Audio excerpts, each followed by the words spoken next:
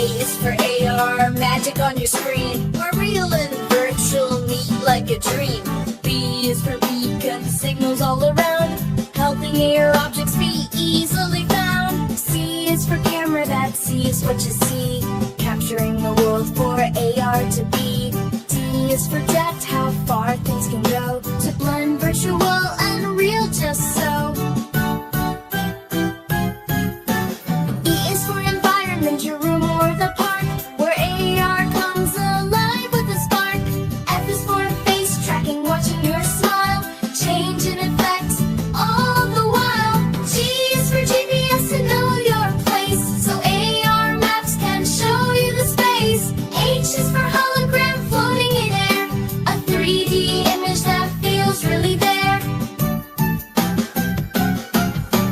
I is for interaction, touch and play with virtual things in a fun way. J is for JavaScript, coding the fun, making AR games for everyone. K is for Connect, a sensor so neat, tracking your body and your feet. L is for lens, like Instagram's glow, adding filters wherever you go. M is for marker, a special sign that AR apps read just fine. N is for navigation, showing the way, guiding you with AR every day. O is for overlay, picture so bright, add it on your screen just right. P is for projection, images displayed on surfaces where you've played.